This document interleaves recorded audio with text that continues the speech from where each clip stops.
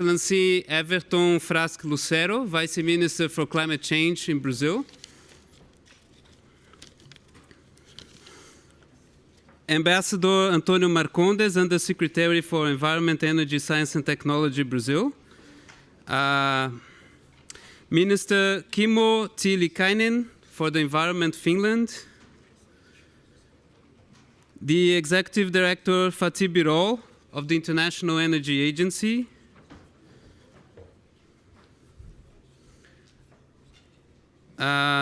Mr. Dolf Gillen, Director of the International Renewable Energy Agency, in representation of the Director General, Mr. Adnan Amin. And Secretary, Vice Minister Carlos Colache, Secretary for Environment, Water and Climate Change of Uruguay.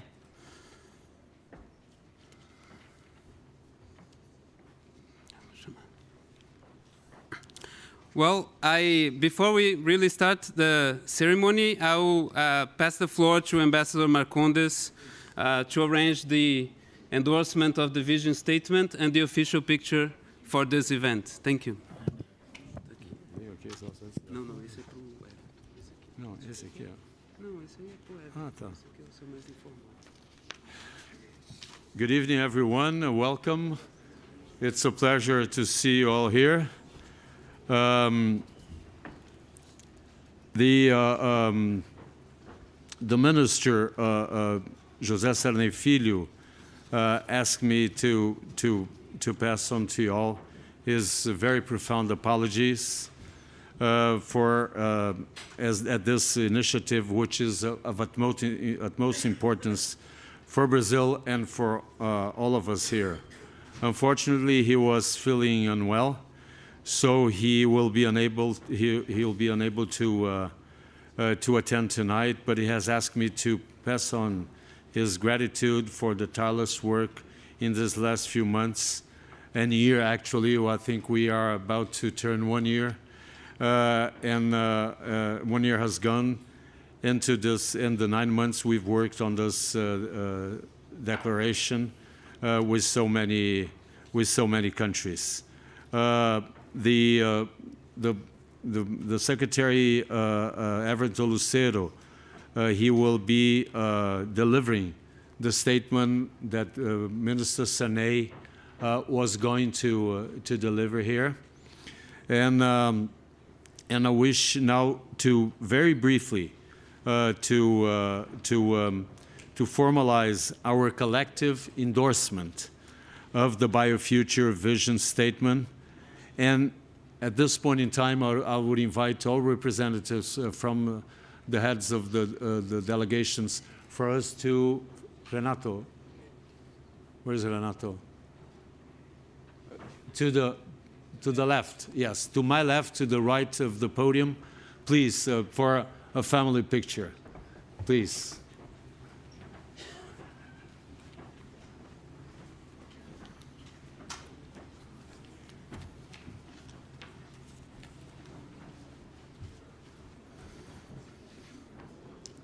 So invite the representatives of Argentina, Brazil, Canada, China, Denmark, Egypt, Finland, France, India, Indonesia, Italy, Morocco, Mozambique, the Netherlands, Paraguay, Philippines, Sweden, United Kingdom, and Uruguay.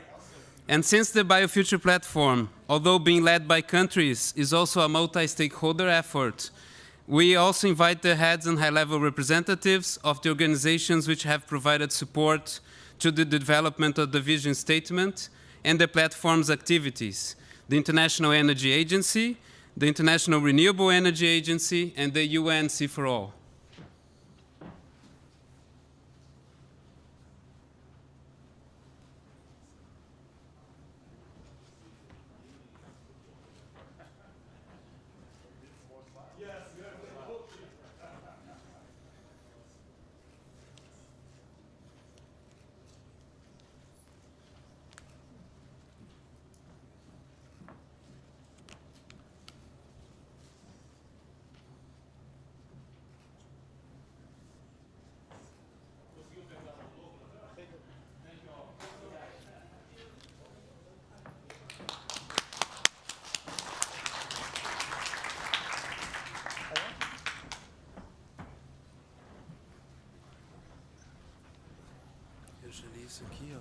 continua com esse aqui.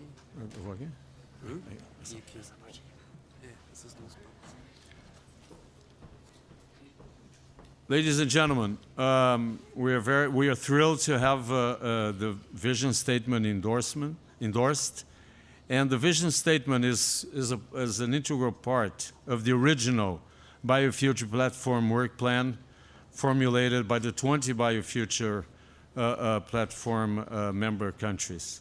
After extensive consultations, as I alluded to, on a draft outline, a draft text was prepared with the help of the international agencies and climate and energy experts. This draft has been refined and improved over 4 rounds of negotiation by the member countries. So we are now prepared to adopt the document entitled Scaling Up the Low-Carbon Bioeconomy, an Urgent and Vital Challenge, which you all have with you.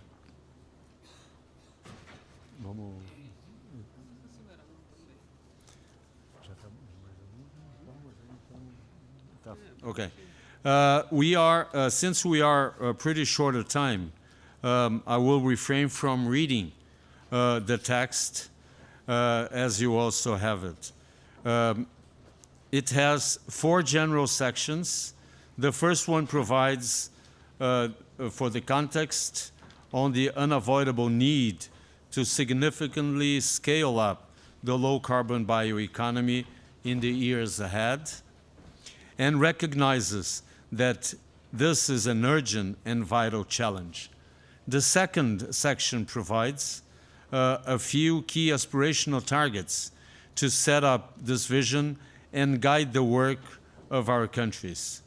The third section presents a sample list of policies, actions, and instruments that are being taken around the world and that we can use as examples and inspiration.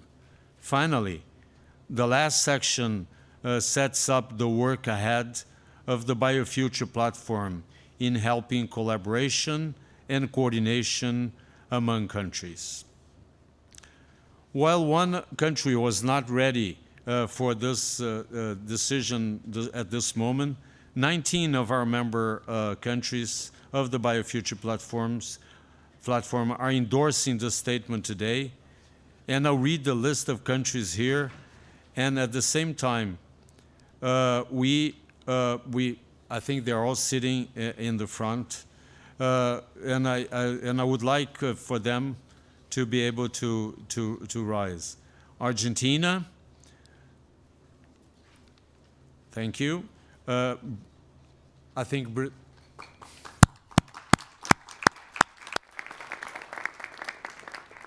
Brazil,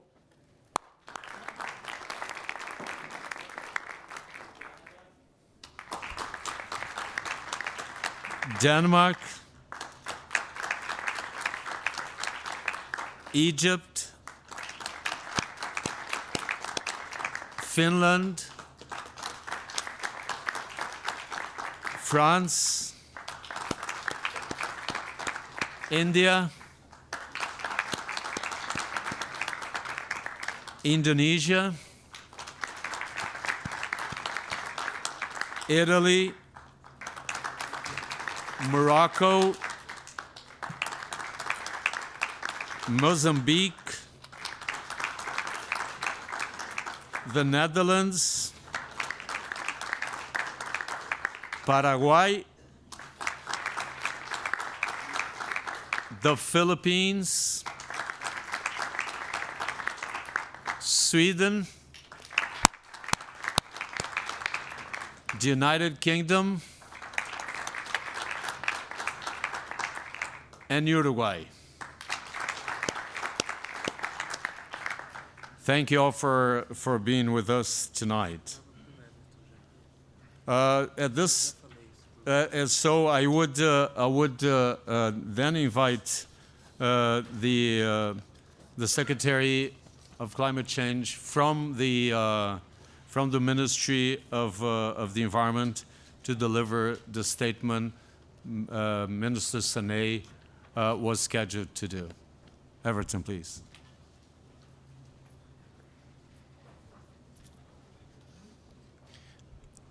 Ladies and gentlemen, good evening. At the request of our Minister of Environment, Sarney Filho, who was unable to come as explained by Ambassador, I will deliver the speech that he was supposed to in his name. So, Excellencies, Ministers and government authorities, representatives of international organizations and financial institutions, representatives of the private sector, ladies and gentlemen, what we have just accomplished here with the endorsement of the vision statement is quite remarkable. I recall that exactly 1 year ago, on the same date, our countries got together in Marrakesh because we were collectively worried that bioenergy and the transport sector were not getting the attention they deserved in the international agenda as indispensable parts of the portfolio of solutions required to overcome the greatest challenge facing humanity, quickly transitioning to a low-carbon economy. 1 year later, we are back here together as representatives of 20 leading countries in this field. And during this past year, I am happy to say we have made a lot of progress. The low-carbon bioeconomy is firmly back on everyone's agenda. The technology and the awareness of the need for bio-based solutions are finally coming together. With this strong vision statement to guide us, much needed policy action will start to follow, and along with new policies will arrive the investments that will help scale up a modern and sustainable sector to the levels required to fulfill our commitments to the climate and to the present and future generations. This is what the world needs, and this is the moment for us to start working harder towards this outcome. It is because we recognize the importance of this moment that the Brazilian government has decided to dedicate its own official COP23 side event, this one, for this very purpose. Our focus is on transport, industry, and the urgent need to scale up the low-carbon bioeconomy, not only in Brazil, but globally. When well used and stimulated with good policies, practices, and regulations, the bioeconomy can not only capture CO2 and provide low-carbon energy and materials, but also add value to agriculture, help with waste management, create high-quality jobs, promote technological development, and help preserve natural resources, among other benefits. With proper policies, which include protection and conservation of the environment, it is possible to produce food and biofuels globally for the existing fleet and infrastructure. And we need to prepare for the long-term uses of biofuels in aviation and long-haul transport, for which no true alternative to fossil fuel exists. We, the countries composing the Biofuture Platform, are now leading the way and signaling unequivocally to investors and policymakers around the world that low-carbon bioenergy and bio-based products can represent a much larger market in the near future.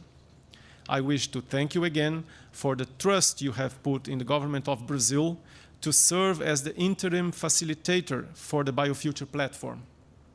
We have worked with you throughout this year to implement the mandate you have given us. In January, during the Abu Dhabi Sustainably Week in the IRENA headquarters, we held the first all-member meeting and put together the work plan for the first activities. Just 3 weeks ago, in October 24th and 25th in São Paulo, we hosted the Biofuture Summit, the first major policy conference of the Biofuture Platform, fully joining government policy makers, industry, and academia to discuss the best ways to scale up the low-carbon bioeconomy.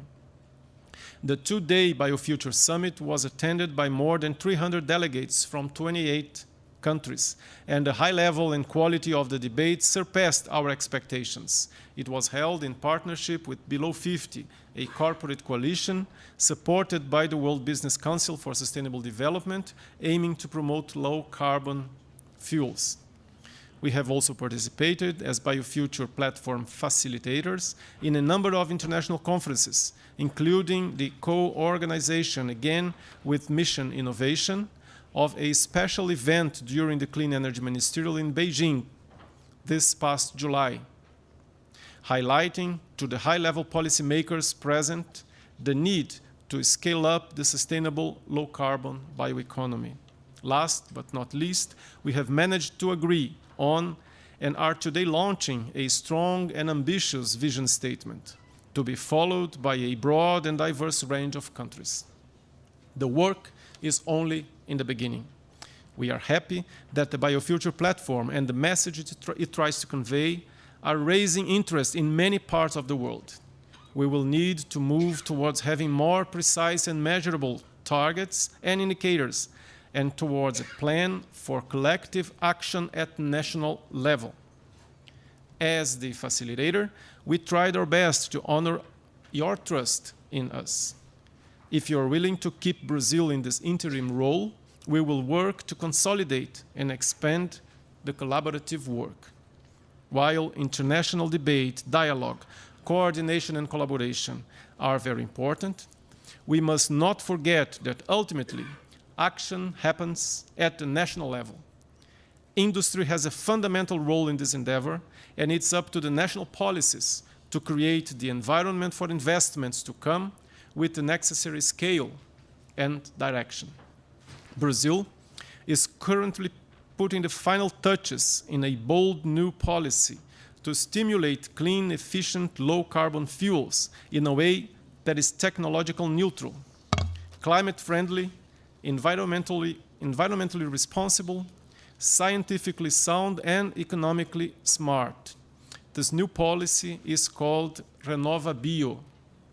It is my great pleasure to announce to you firsthand that the RenovaBio draft bill has just been submitted this last Tuesday to Brazil's National Congress. Based on the best aspects of leading policies such as the low-carbon fuel standards in the state of California in the US and Europe's Renewable Energy Directive, together with our own experience, RenovaBio uses carbon life cycle assessments and an advanced financial and market mechanism to take into account the positive externalities in low-carbon fuels and reward the cleanest and most efficient fuel producers, promoting competition and innovation, while at the same time expanding demand for clean transportation. We will hear a little bit more about this later during this event. Our hope is that RenovaBio becomes an example and inspiration for other countries. We are also aware that it will have to be constantly improved over time, and that by itself it may not be sufficient to reach our goals. Other countries' experiences are therefore very valuable to us as lessons to be learned. A series of new policies are being introduced around the world. During the Biofuture Summit in São Paulo, we learned from India's huge investments in 2G plants, China's new ethanol mandate, Finland's sustainable bioeconomy policy, UK's advanced biofuels program, the US billion-ton bioeconomy vision, and Canada's upcoming clean fuel standard, among others. Government policymakers directly responsible for those and other programs exchanged ideas in a series of fruitful and in-depth debates with participation from industry and academia. Things are starting to move in the low-carbon bioeconomy arena, but not nearly as fast as they should. As our own vision statement clearly advances, and as we will have the opportunity to hear today from the topmost leaders of the International Energy Agency and the International Renewable Energy Agency, we have an urgent and vital challenge ahead of us. May the year of 2017 be that year in which the world started to realize that the scaling up of the sustainable low-carbon bioeconomy is a necessity, as it can be a net positive for sustainability in all of its dimensions, for our economies, for the promotion of energy security and access for all. Thank you very much.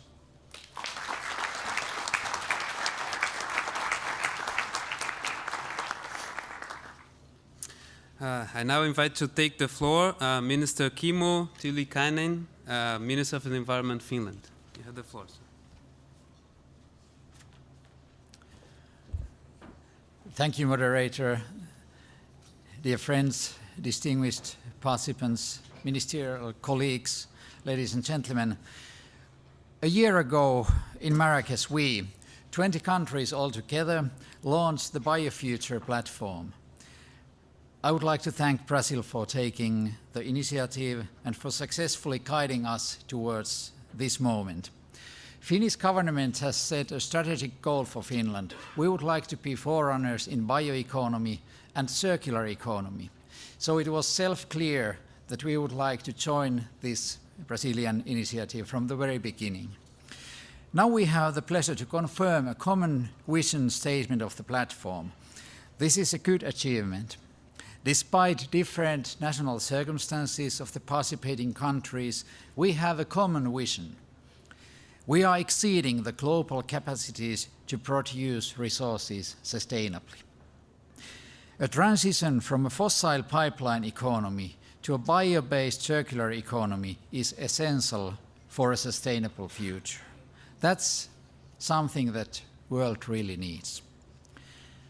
The vision statement clearly proves us that we have a common understanding about the direction of development in our economies. Together, we can set the course towards a low-carbon and resource-efficient society. It's important that the vision statement includes key actions, as concrete actions are needed to reach our common goals. All actors need to get involved. With wise policy measures like streamlining regulation and creating incentives, we can create and encourage business environment for bioeconomy investments. Finland is an open economy. International trade is important to us. And more than 20% of our export incomes comes from bioeconomy products, mainly from forest industry products. We are investing a lot to research and development to develop new kind of industrial bioproducts to replace non-renewable materials like plastics or concrete in building and construction. Bioeconomy is much more than bioenergy, but because energy belongs also to my portfolio, I will focus on the energy sector today. Forest-based biomass has a central role in Finland's energy economy. About 80% of our renewable energy is based on forest biomass. But we don't produce timber or we don't grow forest for energy purposes. We always produce it for industrial purposes, but a majority of bioenergy is coming from byproducts from forest industries, according to the principles of circular economy. Side streams are utilized for energy.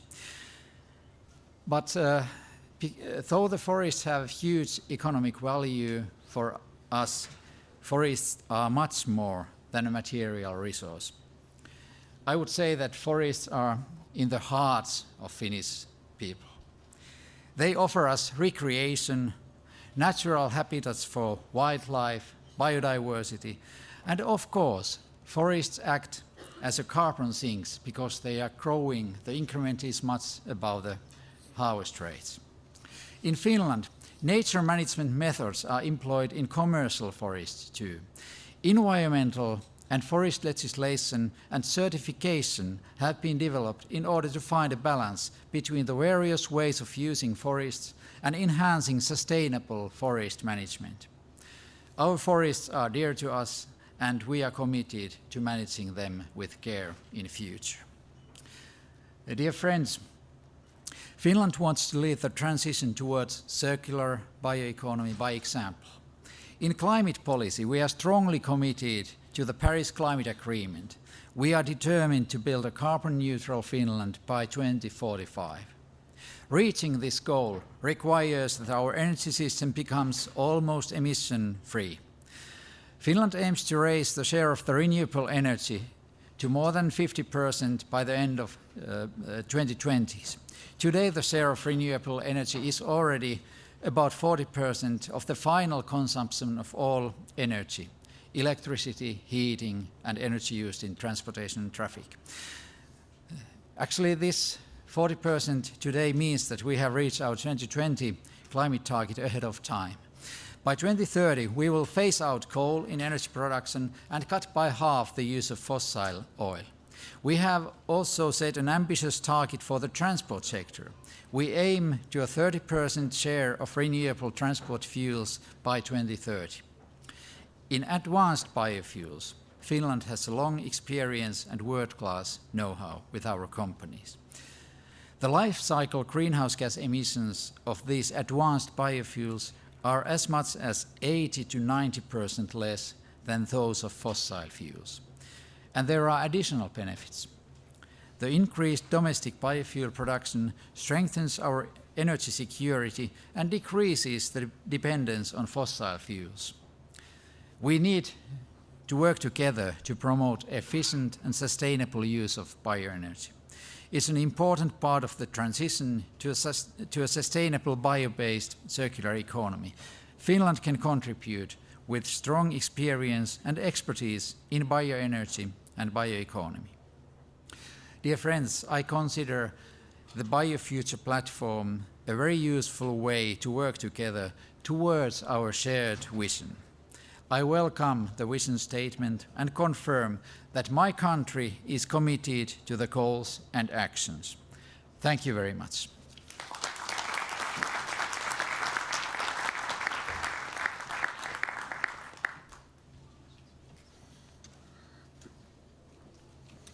I now invite to take the floor Mr. Carlos Colache, Vice Minister for Environment, Water and Climate Change, Uruguay.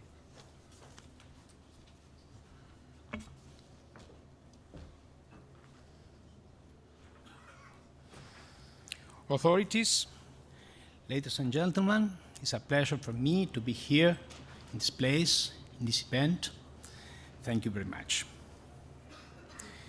Uruguay is part of the Biofuture Platform since its first day. We are here today to reaffirm and subscribe the Biofuture Vision Statement, our common vision. For several years, Uruguay has been carrying out different programs and policies to promote practices and technologies that aim to protect the environmental and reduce emissions of greenhouse gases. An example of this is the transformation in the energy matrix with a strong incorporation of renewable energy. Thus, in 2016, we achieved the 97% of the electricity matrix and 61% of the primary matrix with renewable energy. This transformation has been possible through the application of a strong state energy policy. In this way, the promotion of energy efficiency and universal and safe access for all the social sectors has been a priority for us. We are advancing in the development of bioenergy in the country. Today, there are several investments in forests and agro-industrial waste that are being successfully used for the generation of electric and thermal energy. On the other hand, in 2007, the production of biofuels was enforced by law. In 2015, mandatory minimum of 5% ethanol and 5% biodiesel in the total fuel mix were introduced. In Uruguay, bioethanol and first-generation biodiesel are produced in agro-industrial complex that also produce human and animal food as well as electric power. In 2016, the BioValor projects organized in Montevideo the first circular economy forum in Latin America, which was a great opportunity to design new projects in bioeconomy. Also in February of this year, a memorandum of understanding between the Uruguayan government and the government of Finland was signed on the subjects of bioeconomy and circular economy. Both countries are members of the Biofuture Platform. It is also important to highlight prospective and strategic planning works that are being carried out by the National Office of Planning and Budget. The bioeconomy has been included as a high priority area, seeking to identify new productive opportunities based on biological products. In addition, a roadmap for innovation and knowledge of aviation biofuels was recently being prepared and included in the action plan for the reduction of carbon dioxide emission in civil aviation activities in our country. Our first indices was presented yesterday in this COP. In that document, we reassured our commitment with the implementation of the Paris Agreement. Mitigation and adaptation measures was established and included for the energy sectors, transport, and waste sector. These goals of greenhouse gases reduction are to be achieved with the promotion of biofuels, electric transport, and waste recycling recovery. All the goals set and actions that Uruguay was developing are shared with the Biofuture Platform. We are together here to share experience and innovations, to coordinate efforts and collaboration in response to these challenges. The future vision that we are subscribing today will be the framework to advance in a collective effort to limit the increase in the temperature of our planet and contribute with the implementation of the Paris Agreement. Thank you very much.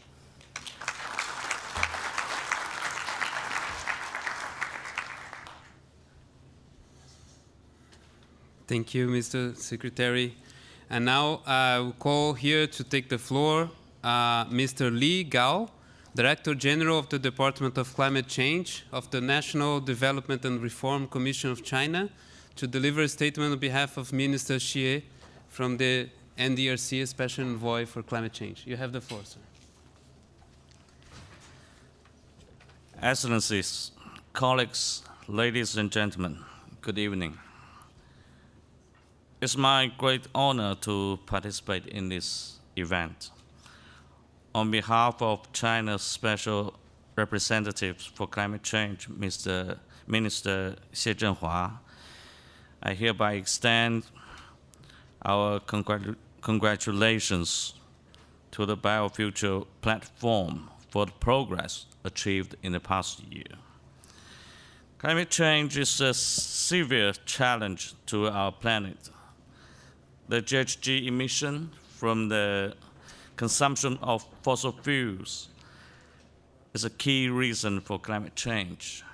The international community is exploring ways to addressing climate change through optimizing energy structure, encouraging renewable energy development, and reducing fossil fuel consumption.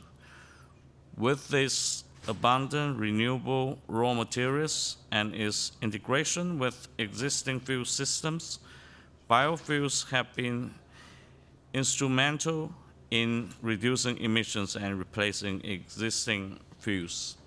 The Chinese government attaches great importance to developing biofuels and have taken concrete measures To expand the sources of new and clean fuels is an important task of the 13th Five-Year Plan. The low-carbon development of aviation, maritime, transportation, and development of biomass energy are included in the implementation plan of controlling GHG emission during the 13th Five-Year Plan period. China has great potential in biofuel development. In recent years, the innovation of technology, the optimization of producing process, and diversification of raw materials provide great opportunities to the biofuel industry. China is willing to deepen the exchange with the members of the platform, learn from each other, and explore the effective approach of biofuel development. For the next step, China proposed the following. First, enhance the exchange and connections among members to discuss key issues in developing biofuels. Through problem-oriented work methods, we could strive to form possible proposals or solutions and promote transformative measures. Second, mobilize the participation of different stakeholders. We could enhance the cooperation among the governments, industries, and research institutes in achieving tangible development of the biofuel. I believe that with the effort of all members, a Biofuture Platform will achieve new progress in the distribution and application of biofuels and contribute more to addressing climate change in the future. Thank you very much.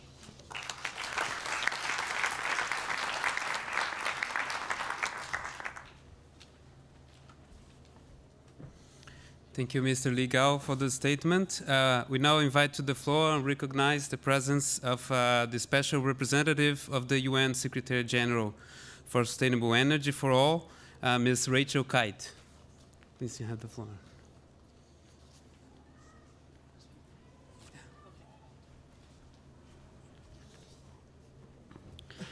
Boa noite. Good evening.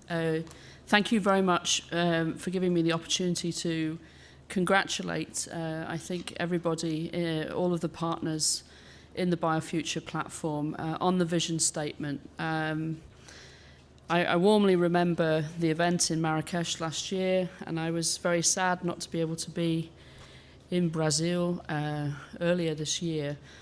But I think that this is a fundamentally important component part of the energy transition, the piece that I worry about every morning and before I go to bed every night, and the speed with which we need to move through that energy transition in a way in which we take everybody with us and provide everybody with reliable and affordable energy services is at the very heart of the ambition of the Paris Agreement.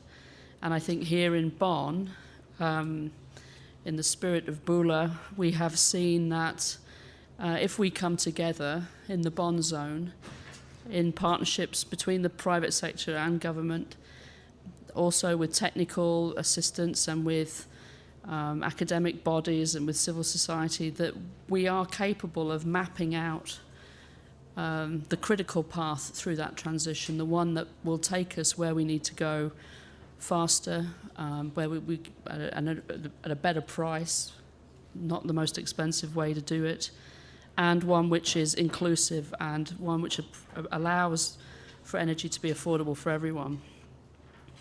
So obviously you don't need me to say that sustainable bioenergy is going to be an essential part of the transportation energy nexus.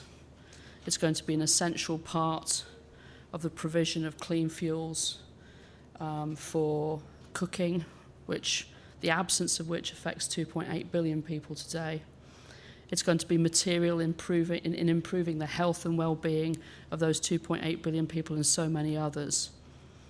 And so I just wanted to very briefly commend the leadership within the Biofuture Platform, recommit sustainable energy for all to the platform and in particular to this vision statement, and to say that the work that we will be doing over the next 2 to 3 years, focusing on how we leave no one behind, focusing on how we have a revolution in efficiency, and focusing on the kind of sustainable energy diplomacy that's needed and the collaboration that is needed at the national, regional and international level to move through this transition as quickly as possible is something that means that this becomes a very important part of who we are. So on behalf of the Secretary General, on behalf of everybody involved in SE for All, on behalf of the movement of people who care about universal access, a massive increase in the rate in which renewables are entering to the system and who want to see a revolution in energy productivity, this is a very, very important subject matter. I hope that it moves up the agenda when we get to Katowice, and I look forward to working with you all for success. Thank you.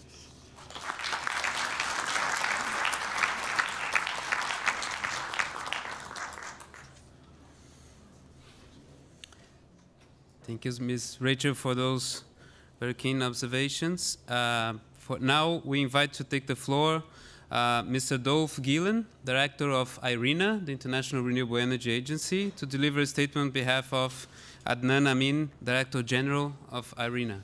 You have the floor, sir.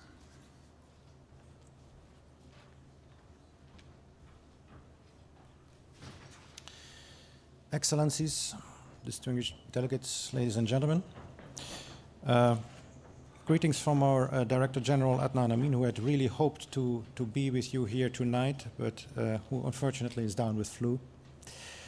So allow me to make a statement on his behalf. We wish to congratulate you on the progress of the Biofuture Platform since its launch at COP22 in Marrakesh and its first all-member meeting last January at IRENA's headquarters in Abu Dhabi. The vision statement developed over the course of the last year provides an ambitious way forward for achieving a sustainable energy future, with bioenergy playing an essential role in it. IRENA looks forward to continuing to support these efforts and thanks Brazil for its leadership in steering the Biofuture Platform. Globally, renewable deployment continues to grow with a record of new renewable power capacity added last year. The drive to combat climate change is providing further impetus for renewable energy deployment. We launched a study earlier this year in the G20 context and in collaboration with the International Energy Agency on decarbonization of the energy sector in line with the well below 2 target of the Paris Agreement. The report finds that by 2050, renewables and energy efficiency would meet 90% of the emissions reduction needed. Bioenergy plays a key role in this long-term vision, providing nearly 40% of final renewable energy use in 2050. IRENA is actively promoting bioenergy deployment together with its 150 member countries to make this happen. We believe that this energy transformation is not only technically feasible but also economically attractive, as it will fuel economic growth and create new employment opportunities. Our findings show that global GDP will be boosted by around 0.8% in 2050, and renewable energy jobs would reach 26 million from around 10 million today. Bioenergy can contribute significantly to the creation of these benefits. While renewables have made rapid progress in the power sector, a successful energy transformation must also scale up renewables in end-use sectors, such as buildings, transport, and industry. Efficient and modern bioenergy is particularly important for decarbonizing industrial process heat and power. It's also vital for cooking and space conditioning in buildings. But perhaps most important of all, we will need liquid biofuels to displace petroleum-based fuels for heavy transport and aviation. Despite this tremendous potential, various barriers to rapid bioenergy scale-up exist. It is vital to explain to the public both the sustainable potential for bioenergy and the potential for bioenergy to enhance sustainability. This initiative can contribute towards conveying this message while also building global consensus on policies needed for realizing bioenergy's full potential. In the climate context, most countries now recognize the importance of renewables for decarbonization efforts and reference them in their nationally determined contributions.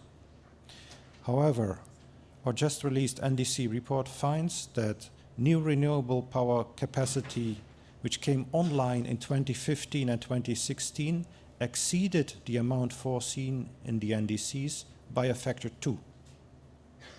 Thus, there is significant potential to more ambitious targets and increased shares of renewables, including bioenergy. The current review process of NDCs provides an important opportunity for countries to revise these plans and raise their level of ambition.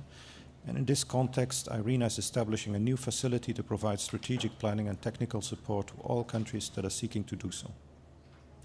We congratulate once more Brazil's continued leadership on bioenergy, particularly through the Biofuture Platform's vision statement. IRENA looks forward to working with you all to promote bioenergy to accelerate the energy transformation worldwide. Excellencies, ladies and gentlemen, this concludes my remarks. Thank you for your attention.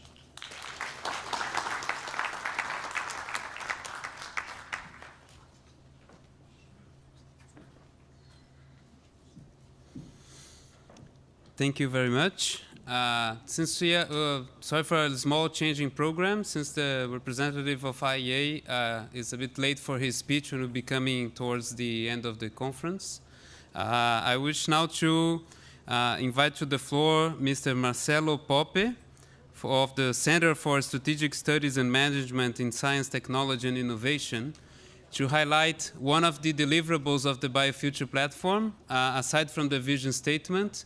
In preparation is a report on the state of the low-carbon bioeconomy being made with the data provided by the countries. And Marcelo was in charge of a part of this process and will explain to us a bit more about it. Thank you.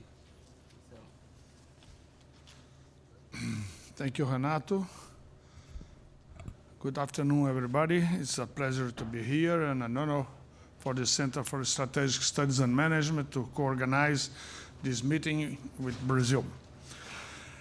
The Biofuture Summit, earlier mentioned by the Secretary Everton, showed a clear emerging consensus among the many views expressed by the 47 speakers and the public of policymakers around a few key messages.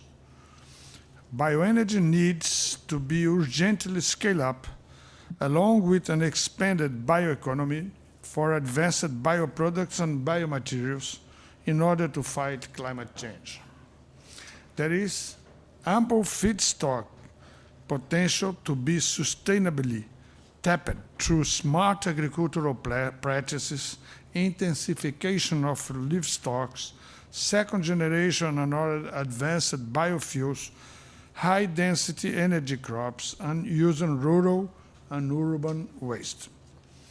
Besides the climate advantage, the bioeconomy offers huge opportunities for job creation, sustainable development, technological innovation, agriculture intensification, and energy security.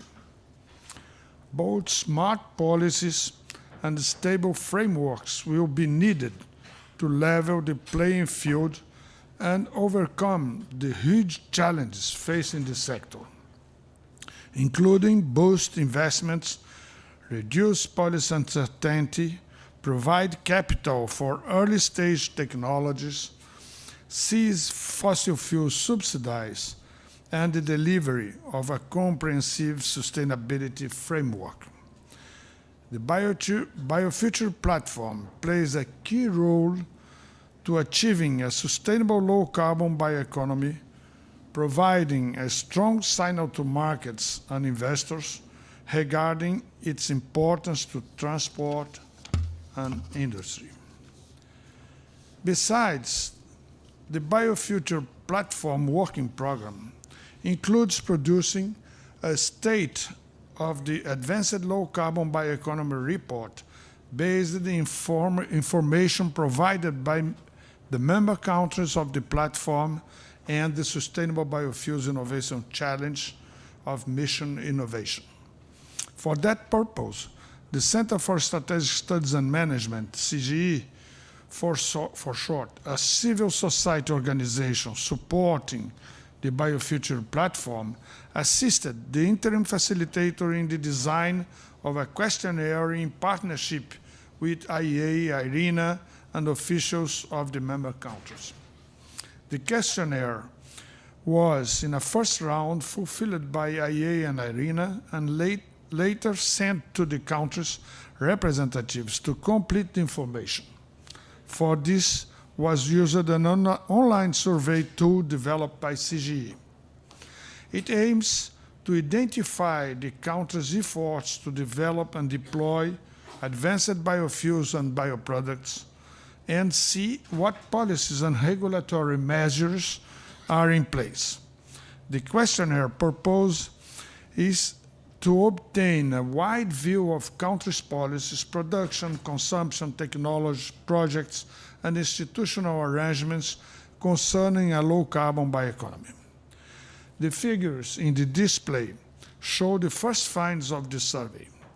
The questions address several points such as level of importance of low-carbon bioeconomy for the climate change strategy of the countries, share of biofuels and bioproducts in the transport and in the industry, targets for 2030, most promising opportunities, ways bioproducts are produced, regulations concerning specifications, blend, sustainability, figures for consumption, production, and trade, cost, feedstocks and land use, support mechanism drivers, and challenges.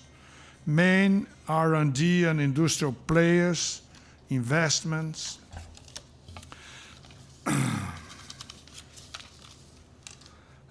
So far, 18 out of 22 countries, plus the European Commission, have completed the responses to the questionnaire. We are waiting now for the 4 remaining countries. The draft report will be built via the Way Carbon Consultancy and Institute Economy report by UNFCCC COP24 in November 2018. Thank you very much.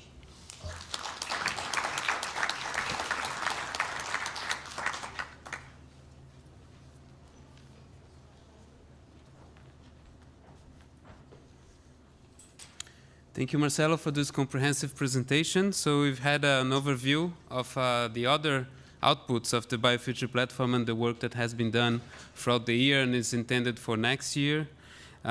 We'd like now to invite here to the podium Mr. Alfredo Sirkis, Executive Secretary of the Climate Change Forum, to sit here and compose the podium.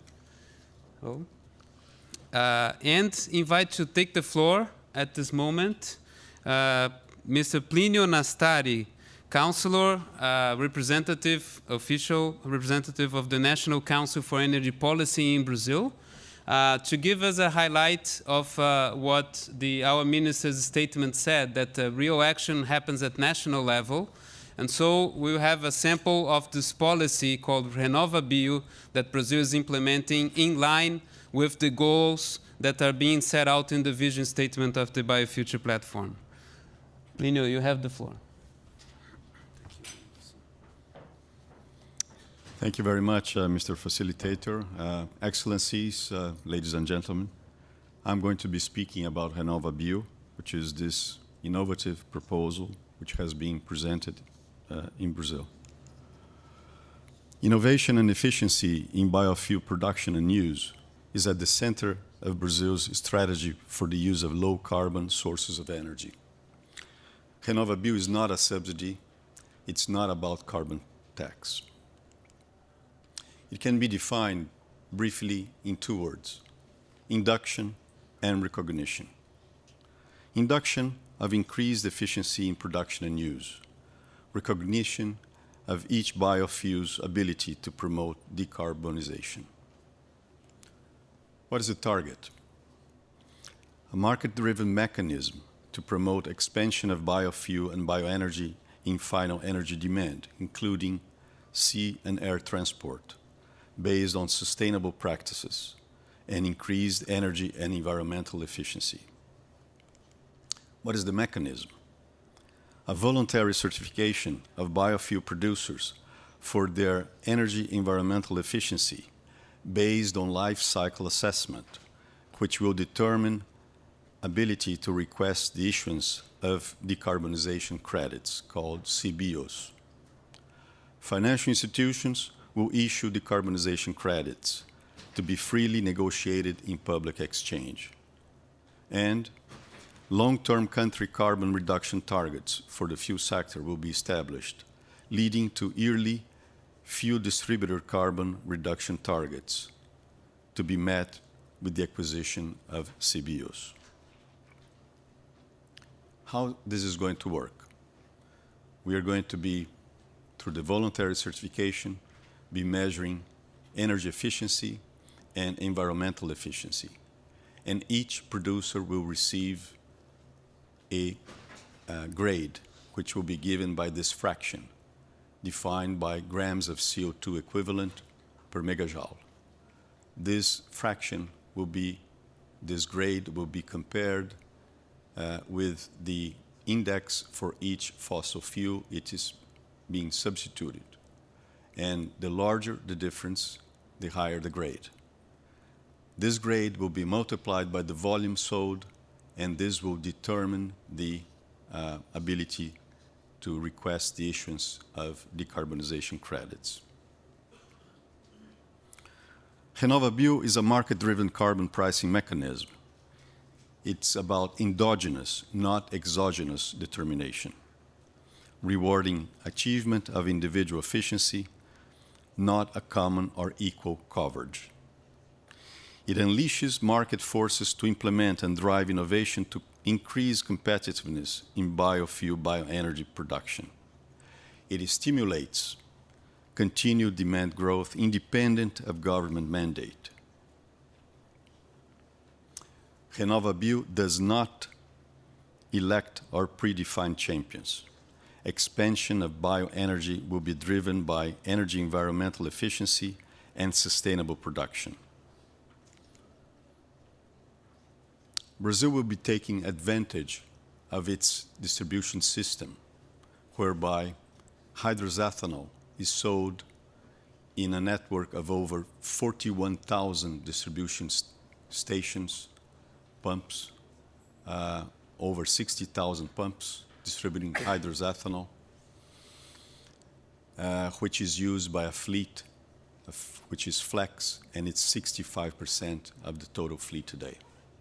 A distribution system where anhydrous ethanol is being blended at 27% in volume in all gasoline nationwide, which means that Brazil, for a long time already, is being used mid-level blends. And also nationwide blending of 8% biodiesel at the moment, which is going to be risen to 10% by March 2018. What is biofuels in our view? Biofuels is solar energy captured, stored, and distributed in an efficient, economical, and safe manner. It's actually hydrogen captured, stored, and distributed in an efficient, economical, and safe manner. What is the objective? The objective is to stimulate and reward investments in efficiency, competitiveness, leading to lower costs and lower prices to consumers, and sustainable bioenergy expansion. RenovaBio is a reward for those who do right, not a punishment for those who do wrong. It's a market-driven mechanism for carbon pricing. It stimulates private investment for expansion of energy environmental efficiency biofuel, bioenergy production. And I'm glad to say that, as has been announced already, it has been submitted as a legislative proposal to the Brazilian Congress by a public law number 9086 by Congressman Evandro Gussi from the Green Party. And our expectation is that it's voted under urgent status. RenovaBio is a simultaneous policy which addresses objectives in the areas of energy, environment, agriculture, industry, social and economic development, and economy reform. It has been subject to public consultation and has received the formal support of over 54 civil society organizations and sectoral associations. It's a relevant strategy for achievement of Brazil's commitments before the climate agreement. And additional information is provided in the page which has been distributed to you in your seats. Thank you very much.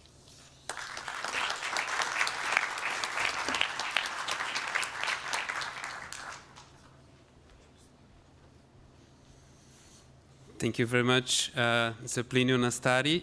Now we invite to make use of the floor the Executive Secretary of the Climate Change Forum in Brazil, Mr. Alfredo Hélio Sirquis.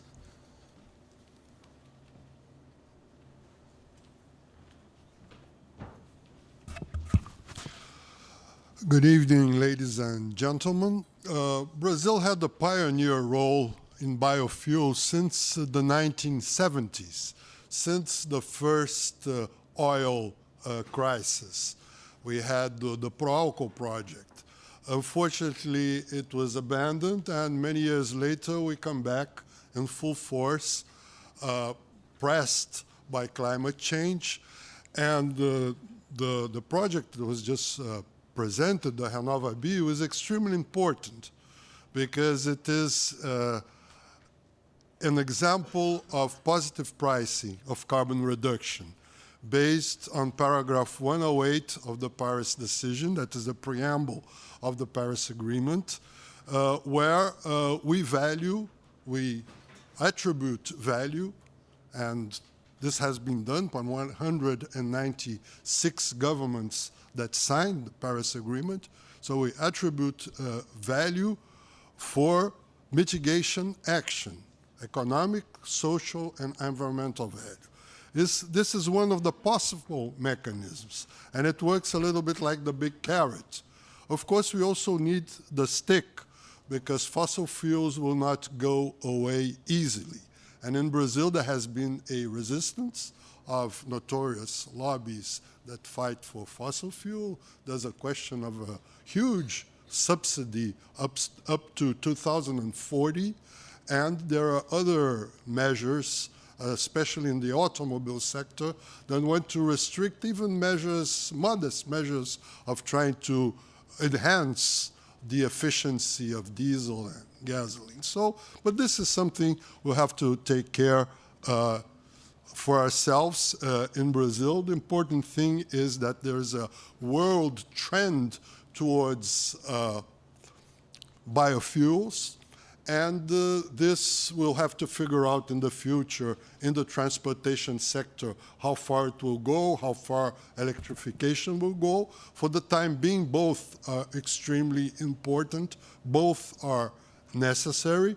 And one thing that we have realized in Brazil in the last years is basically the importance of biofuels also for the generation of electricity, where you have a double win possibility, where first you have negative emissions when actually the vegetation or the forests for this purpose are growing, and then there's the possibility to reduce emissions that normally would be created, in the case of Brazil, by gas plants, using this biofuel also for electricity.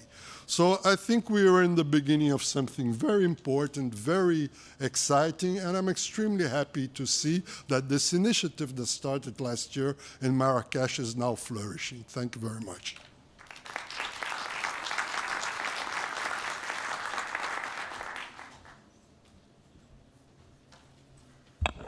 Thank you, Mr. Serkis. We are approaching the end of this conference, and we had a schedule problem with Mr. Fatih Birol, the head of the IEA, who is in moderating another meeting, and we were a bit ahead of schedule.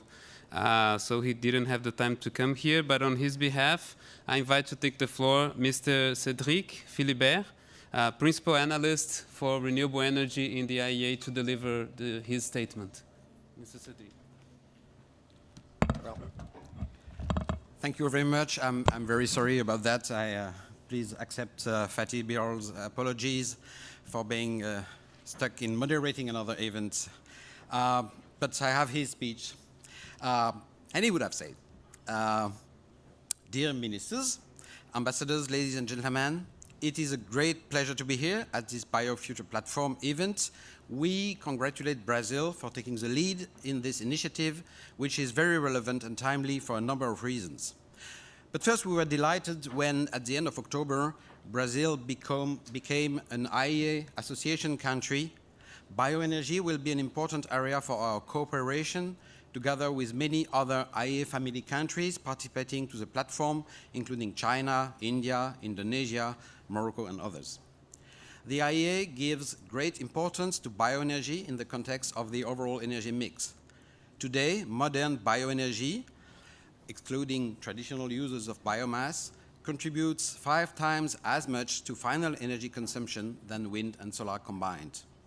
Most importantly, there is no climate change mitigation scenario without an important role for bioenergy, which can particularly contribute to decarbonizing transport in sectors where electrification is challenging, such as aviation, shipping, and long-haul road transport. However, there is a large disconnect between the rate at which bioenergy should be growing in a scenario in line with the Paris Agreement and current market trends. Today, the share of biofuels in transport is only around 3%.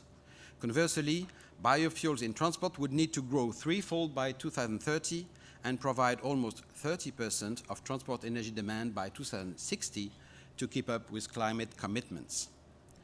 Most of this additional bioenergy should come from advanced technologies using non-edible feedstocks, including waste and residues. These can also guarantee that biomass is supplied and used in a sustainable way, provide strong net emission reductions, and help to solve important trade-offs, such as the food versus fuel issue. Action is urgently needed to massively accelerate progress. For instance, tripling total biofuels mean that advanced biofuel production need to scale up more than 50 times by 2030. Massive scale-up will not happen without a step change in support policies. In this context, we very much welcome the Biofuture Platform initiative as a way of providing a much-needed new focus and emphasis on bioenergy and stimulating urgent action. We were delighted to participate in the launch event at the last COP in Marrakesh and at the recent summit meeting in Sao Paulo, and to contribute to the development of this initiative. We thank Brazil for its leadership in developing the Biofuture Platform, and we congratulate the countries who are committed to its aims. We believe that the mix of countries involved, developed and emerging economies, is very encouraging, especially given the need to make bioenergy something which grows in every region, rather than being confined to just a few leading countries and regions as of today. For our part, we will be publishing an update of our bioenergy roadmap at the end of this month, which will identify the measures we feel are needed to accelerate deployment of sustainable bioenergy in line with international decarbonization goals. Thank you very much, and again, apologies.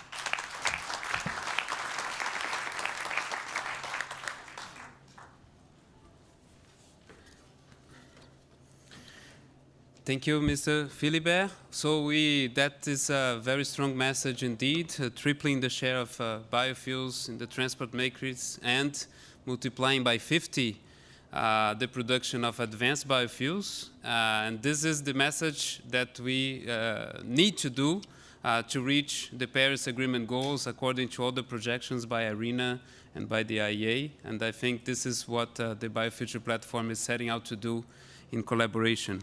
But we are approaching the end of our conference, and for the final words, I will pass the floor to Ambassador Marcondes, our facilitator for the platform and head climate negotiator for Brazil.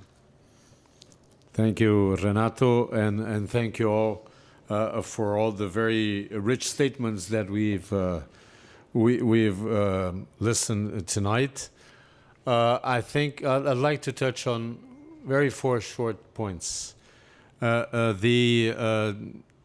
much we need to look for, as has been clearly stated, on energy alternatives for us to be able to reach our climate goals set in Paris. So there are some solutions, and in terms of transport, it is a very strong alternative and solution that we have there. Technology exists, it's a proven thing, but now we need to go further. We need to look for this advanced biofuels. We need to increase biofuels in general, and that will have positive ramifications in terms of investments, job creation, innovation, and this is a win-win solution. The second point that I'd like to mention is in terms that it does not provide for a solution which is encapsulated only in one issue or one single sector. It involves energy, it involves the environment, it involves the agriculture, it involves forestry, it involves urban residues. We're talking about cellulosic possibilities that are out there on top and beyond the first generation ethanol, which has a big potential, and this bigger potential, it's still there to be exploited. So we cover all these areas. We also talk about, so I mentioned energy, environment, agriculture, forestry, industry, social and economic development, job creation, innovation. So it is indeed a multi-sectoral approach for us to get to to hammer and pave the road for a successful increase of our delivery on the Paris goals. The third point that I'd like to raise is the fact that we're talking about one of the purposes of the Biofuture Platform has been, and we see it as a very great potential for sharing experiences. We've heard so many statements today. We heard a lot of experiences being shared in the meeting in São Paulo a few weeks ago. And this is all very positive. We also heard today, and thank you, Plínio, for your very lucid and clear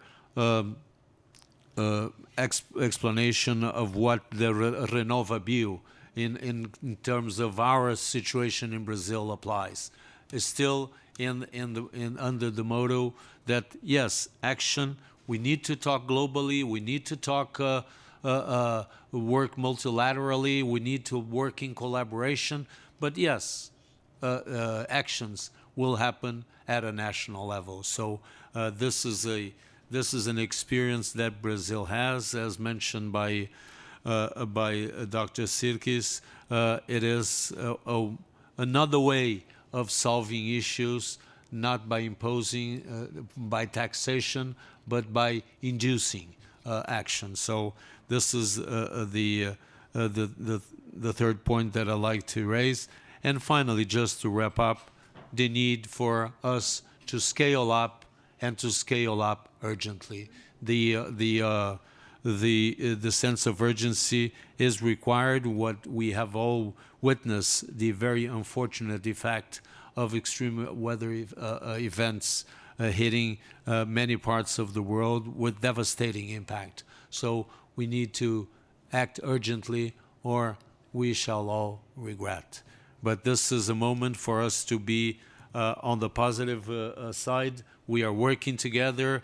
The 20 member countries are working together. We intend to bring more of the private sector, more of the academia, and all stakeholders for this joint effort. So I think, as has been mentioned, at this very day, the Biofuture Platform is turning 1 year old. And I think for the 1 year old entity, I think we've accomplished a lot, but we intend to have this, this baby to be a giant, taking giant strides for us to reach our goals and increasing our national ambitions. So I'm not gonna start singing happy birthday, but because you will boo me and throw me stuff because I'm a terrible singer.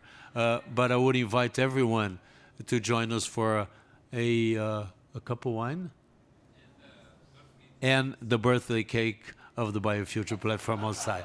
Thank you all very much.